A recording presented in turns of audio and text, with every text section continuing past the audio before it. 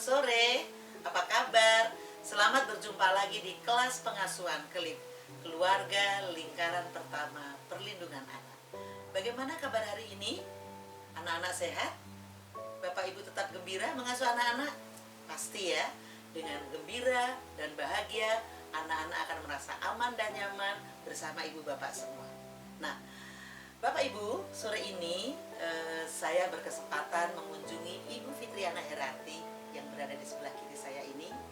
Ibu Fitriana ini adalah psikolog dan juga spesialis perkembangan anak di Child Fund Internasional di Indonesia. Ibu Fitriana ini juga yang menuliskan buku modul pengasuhan responsif maupun pengasuhan positif yang saat ini digunakan oleh kelas pengasuhan KLIP dan dibagikan kepada Bapak Ibu sekalian untuk semakin terampil dan semakin tahu bagaimana mengasuh yang berkualitas sehingga anak-anak mendapatkan lingkungan yang aman dan nyaman karena berada di tangan orang tua yang tepat. Selamat sore Bu Fitri. Selamat sore Ibu Lis. Terima kasih. Terima kasih sudah boleh berkunjung dan ini kesempatan yang luar biasa bagi KLIP boleh berdialog langsung dengan master chef-nya modul pengasuhan ya.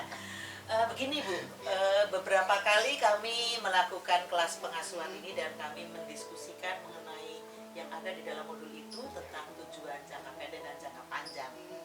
Pada poin itu rupanya menurut para ibu dan juga kami sendiri ini menjadi pijakan penting untuk memastikan bagaimana jadinya anak itu di masa depan.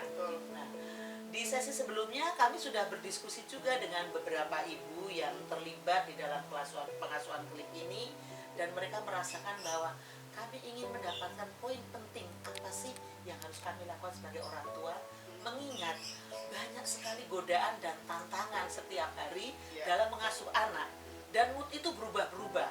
Nah ini kan bakal mengganggu tumbuh kembang anak kalau kita tidak hati-hati dan waspada. Nah barangkali boleh Bu Fitri dijelaskan pokok-pokok penting apa terkait dengan tujuan jangka pendek dan jangka panjang pengasuhan. Ya, terima kasih Bu Lis atas kesempatannya dan juga teman-teman semua. Semoga yang kita sharingkan hari ini bisa lebih membuka wawasan tentang pengasuhan. Ketika kita membicarakan tentang tujuan, pasti seringkali orang berpikir itu adalah apa yang akan kita capai nanti.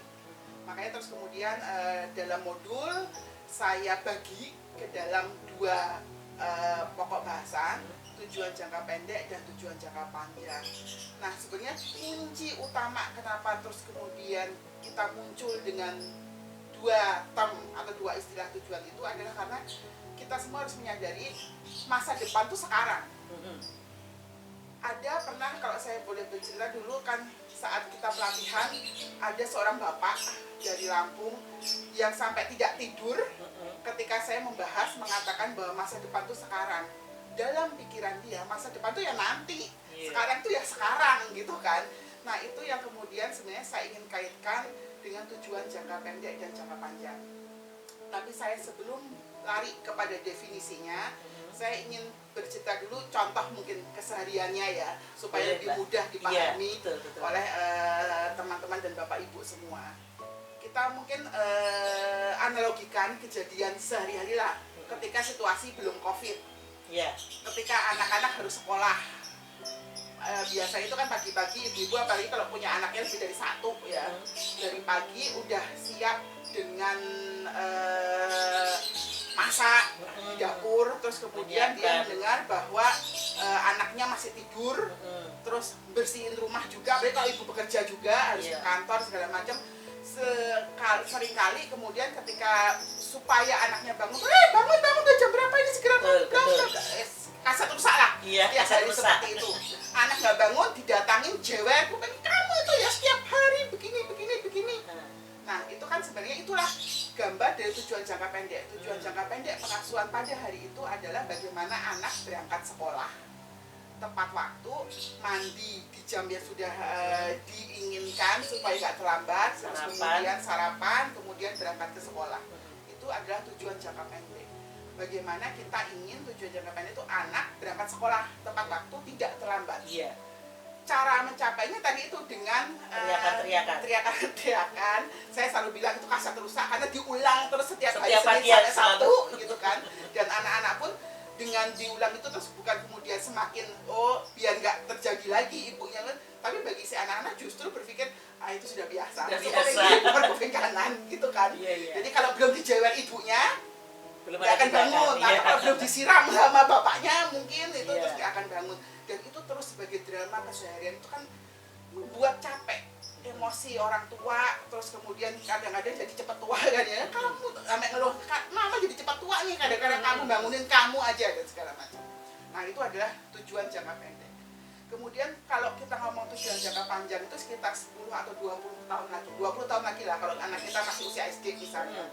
Kita pasti pengen anak kita itu kalau kita tanya anak yang bertanggung jawab, anak yang menghormati orang tua, anak yang bisa bermanfaat buat orang lain, anak yang mandiri, anak yang bisa berkarya memaksimalkan potensi semuanya. Itu adalah tujuan jangka panjang yang seringkali terlupa. Dan saya bilang tadi kaitannya bahwa masa depan itu sekarang itu bahwa seringkali dalam proses mencapai tujuan jangka panjang tadi dikaitkan dengan proses jangka pendeknya, justru tujuan-tujuan jangka pendek itu menutup kesempatan untuk mencapai tujuan jangka panjang. Kenapa saya bilang menutup? Karena ketika kita minta suatu saat nanti anak kita dewasa bertanggung jawab, tapi ketika kecil kita terus yang mengatur, mengontrol kapan dia bangun, kapan dia mandi, kapan dia makan, kapan dia sekolah, dari mana dia belajar bertanggung jawab terhadap dirinya. Ketika kita minta anak kita suatu saat nanti hormat kepada orang tua, kepada orang lain yang segala macam, tapi yang dia dengar setiap hari adalah ocehan kita sebagai orang tua yang tidak menghormati sesama manusia gitu kan.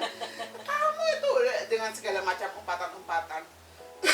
Kita ingin anak kita empati misalnya, tetapi kita pun tidak berbagi empati itu ketika anak itu kecil. Jadi memahami, selalu kita menuntut anak untuk memahami kita.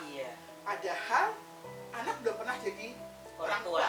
Orang tua pernah jadi anak gitu kan. Jadi prinsipnya kalau ditanya apa kuncinya adalah bahwa tujuan pengasuhan jangka pendek adalah bagaimana kita memastikan rutinitas anak untuk mendapatkan ilmu misalnya dengan sekolah tadi.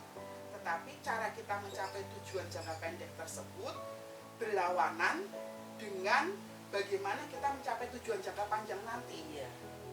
Kenapa saya bilang berlawanan? Ya tadi itu kaset rusaknya terus terulang terus, tetapi anak juga tidak mendapatkan apapun. Anak belajar bertanggung jawab itu kan harus learning by doing, harus dialami. Bahwa dia, salah satu contoh kan seringkali saya selalu bilang atas nama cinta kita nggak pengen sudah diingatin bangun jam 5 ya, bangun sendiri.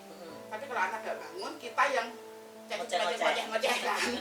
Gitu. Tapi kadang supaya anak bisa bertanggung jawab, kesepakatan sudah ada bahwa kamu harus bangun sendiri, kamu sudah cukup besar, terus kemudian dia nggak bangun, dia terlambat, dia dapat hukuman misalnya dari sekolahnya, walaupun saya tidak suka kata hukuman ya, lebih konsekuensi, yaitu sebagai sesuatu yang harus dia terima atas perilaku dia yang datang terlambat, supaya dia bisa belajar dari situ.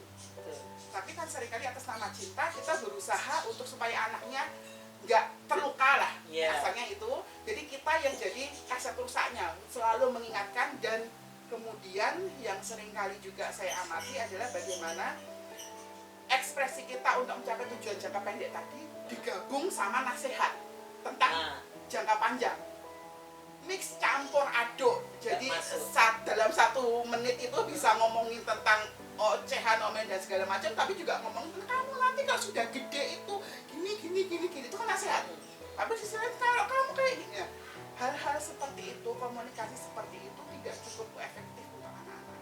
Kenapa saya bilang tidak cukup efektif? Karena daya terima anak-anak itu pada sesuatu yang konkret, pendek, pesannya apa? Nasihat itu indah, nasihat itu bagus. Saya nggak akan pernah bilang bahwa tidak perlu kasih nasihat, perlu. Tapi yang lebih penting lagi, kapannya? Karena itu kan spesial toh. Nasihat itu pada sekarang saya tanya ke Bulis makanan favoritnya apa? Bakso. Jadi kalau makan bakso itu kan rasanya tuang Iya, betul. gitu kan. Tapi kalau sekarang Bulis saya kasih bakso paling favorit misalnya merek X lah. Iya. Yang kita harus ke sana harus berusaha keras untuk mendapatkan itu. Tapi saya sediakan bakso X itu pagi, siang, malam. Belenger, Mbak. Sebentar. Selama seminggu, sebulan, setahun nggak ada makanan lain. Sesuatu yang istimewa itu akan ada bikin apa? Jadi nggak istimewa. Jadi nggak istimewa lagi ketika Jadi sangat biasa. Jadi sangat biasa dan Membosankan. rasa enaknya gimana ya kalau Iya. setiap hari kita makan, Betul. gitu kan? Sama dengan nasihat. Jadi nasihat itu penting, nasihat itu baik, nasihat itu indah untuk bagaimana kita membawa anak kita sama-sama memikirkan masa depan. Tetapi waktunya, kalau lagi marah, nggak usah kasih nasihat. Tapi nasihat perlu waktu-waktu khusus, misalnya ketika malam menjelang tidur, seminggu sekali, atau yang jelas tidak setiap hari. Tadi hilang maknanya. Dan Jadi, momennya juga kali ya, Pak. momennya juga, bahwa momennya kalau ngasih nasihat ketika anak melakukan kesalahan misalnya tidak sesuai dengan yang kita inginkan, kata-kata seindah apapun nggak akan kena karena anak dalam posisi membela diri. Iya. Jadi akan selalu keluar alasan-alasan terus kita ngomong, kamu tuh ya, ibu ngomong sekali, bapak ngomong sekali, kamu ngomongnya sudah berkali-kali atau berapa kata gitu kan. Ya karena memang naluriahnya kita, siapapun mau anak mau orang tua, ketika dalam posisi salah pasti ada keinginan untuk membela diri. Jadi ya sudah, konteksnya bagaimana kita menyimpan nasihat itu, karena kan setiap permasalahan itu sebenarnya tidak harus selesai saat itu juga.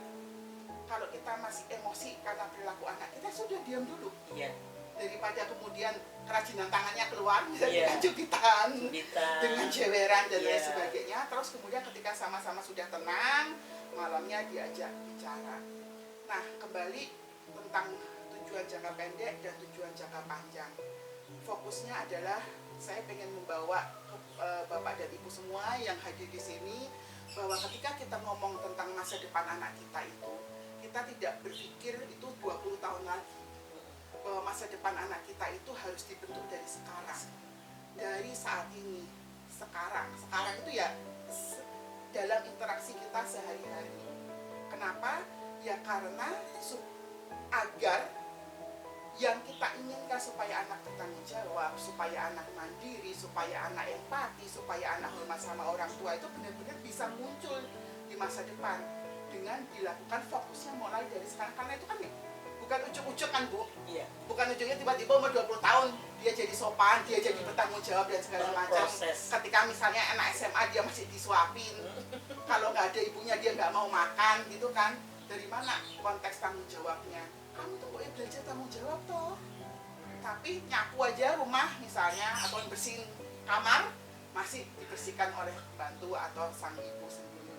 Jadi itu bagaimana tujuan jangka pendek itu dalam pengasuhan untuk membuat anak berangkat sekolah, untuk membuat anak rajin belajar misalnya, untuk membuat anak mengeksplorasi diri, tapi cara untuk mendorong anak itu dengan cara-cara negatif yang terus kemudian justru itu memblok, menutup kesempatan untuk mencapai tujuan jangka panjang tadi.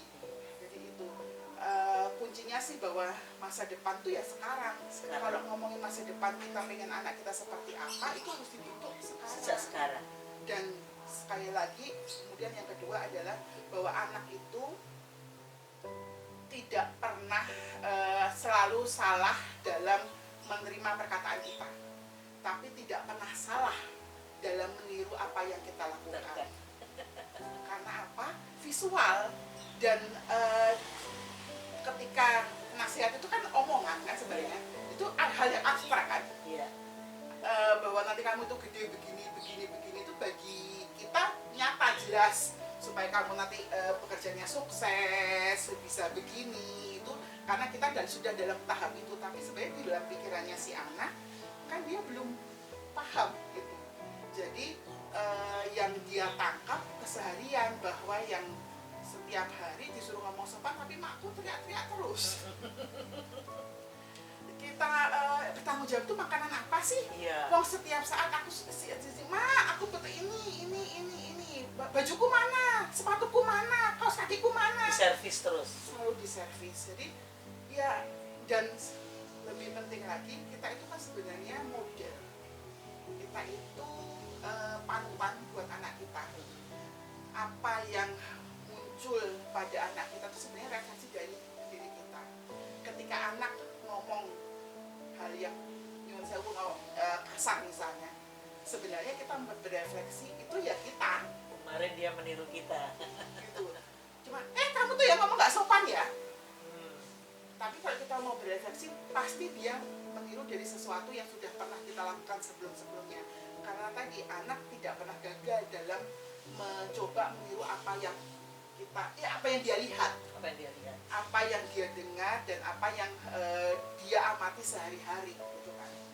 Kalaupun misalnya anaknya diem saja, Pak iya, tapi bukan berarti terus kemudian itu akan jadi sesuatu yang baik juga. Bisa saja terus kemudian iya-iyanya itu karena dia sudahlah daripada ribut, tapi terus kemudian kedekatan sama orang tua pun tidak terbentuk. Dan itu baru munculnya nanti ketika sama-sama sudah gede, orang tua sudah tua, atau kemudian anak sudah mandiri, sudah dewasa, keterikatannya itu tidak ada karena memang interaksinya tidak terbentuk. Gitu. Jadi kembali kalau kita ngomongin tujuan jangka pendek, jangka panjang, ayo kita refleksi kepada keseharian kita. Apakah yang kita lakukan sehari-hari untuk mencapai tujuan jangka pendek itu sejalan dengan apa yang kita cita-citakan di masa depan? Kalau belum terlambat, selalu ada kesempatan untuk memperbaiki diri. Itu yang mau saya tanyakan, Mbak. Ya. Jadi begini, dalam beberapa kesempatan perjumpaan dengan para ibu ini dan para bapak juga, ketika mereka mendengar mengenai tujuan jangka pendek, jangka panjang, itu mereka sungguh-sungguh terkejut. Banyak kesalahan yang sudah dia buat. Ibu bapak ini banyak melakukan kesalahan yang istilah kata perilakunya itu yang sekarang tercermin di perilaku anak itu. Rata-rata anak sekarang sudah sekolah di SD lah, kelas 3, kelas 4, sekitar usia 9-11 tahun. Mereka terus terang aja menjadi panik. Lalu saya harus bagaimana? Banyak kesalahan yang terjadi setiap hari, baik yang disengaja maupun yang terlepas begitu saja. Apakah mungkin memperbaiki perilaku yang salah ini, dan bagaimana penerimaan anak dan relasi yang mesti dibangun kembali setelah sekian kesalahan setiap hari ini? Barangkali Mbak Fitri baik memberikan advice untuk hari ini. Bahwa kita hidup untuk masa depan. Betul. Kita hidup tidak untuk masa lalu. Setiap orang bisa bikin salah. Dari sisi orang tua, ya tidak ada salahnya itu sebagai momentum untuk ngobrol sama anak. Bahwa ya mengakui bahwa dulu sebelum ini bapak sama ibu baru saja dapat pencerahan misalnya, nggak usah disebutlah pencerahannya dari mana, tetapi bapak dan ibu merasa bahwa apa yang selama ini bapak dan ibu lakukan belum tepat. Kalaupun sombong untuk tidak mengakui salah, belum tepat terhadap kamu. Tapi karena kami sayang sekali sama kamu, kami ingin memperbaiki itu semua. Tapi untuk memperbaiki itu semua, kami bapak dan ibu butuh kerjasama dari anak-anak. Nah itu kan dibuka. Tapi situasinya jangan waktu pagi ya, waktu lagi ribut dan segala macam ngomongin itu gak mempan lagi gitu kan. Jadi memang sediakan waktu khusus untuk memulai itu. Terus kemudian setelah itu bertahap ke tahap berikutnya, bagaimana terus kemudian kita menyampaikan harapan kita apa sih, kemudian harapannya anak apa, kemudian cari kesepakatannya apa sih. Harapan misalnya salah satu contoh sederhana, harapannya adalah kamu bisa bangun sendiri jam 5 supaya nggak terlambat datang ke rumah ke sekolah gitu kan. Nah kalau dari sisi kamu, dari sisi anak mungkin menjawab, sebenarnya aku tuh masih cukup 5.30 gitu kan. Ya sudah, kita beri kepercayaan kepada anak karena untuk mengelola waktunya. Betul, karena apa? Itu sebagai salah satu partisipasi hanya anak untuk berpartisipasi pada keputusan-keputusan yang terlibat atau yang berpengaruh kepada dia gitu loh. Pikiran kita itu kan jam 5 itu di kitanya kan, karena banyak yang kita lakukan, namanya anak-anak mungkin mandinya cepat, lebih cepat dan segala macam. Ya kita apresiasi itu. atau bergainingnya nanti kamu terburu-buru makanya nggak sempat 5/4 gimana, ya kan di situ prosesnya. Ada proses dialog. Nah iya, terus jadi kemudian jangan lupa setelah ada kesepakatan kemudian kita juga harus menyepakati konsekuensinya apa. Kalau kemudian anak melanggar, kalau kamu nggak bangun jam 5/4 gimana, ya bangunin, enggak, kita kesepakatan mama mau berubah, mama nggak mau jadi kasat rusak lagi.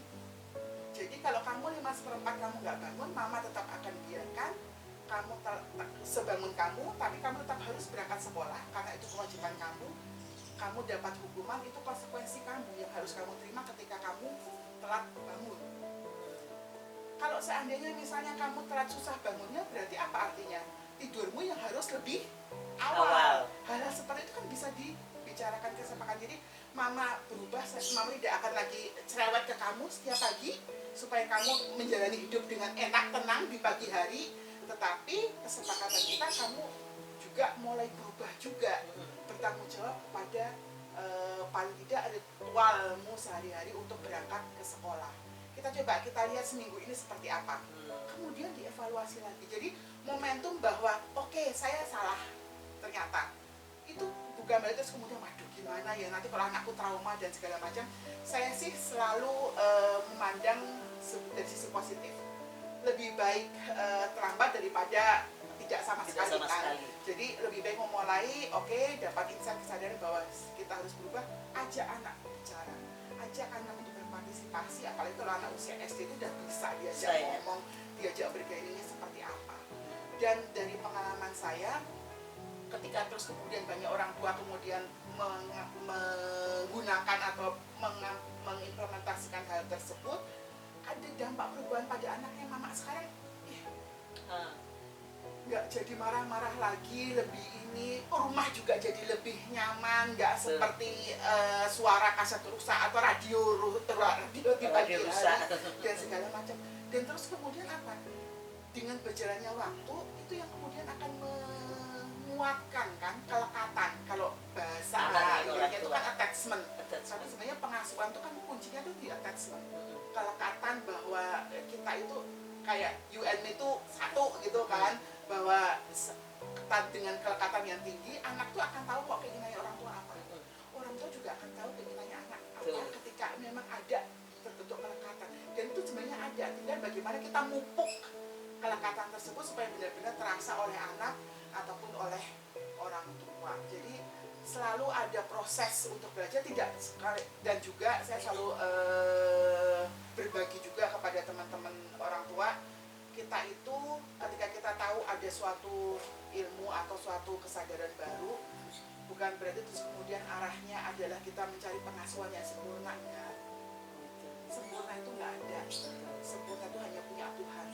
Tapi bagaimana kita memperkuat pengasuhan, saya selalu bilang pengasuhan yang tulus. Tulus itu dasarnya kelekatan.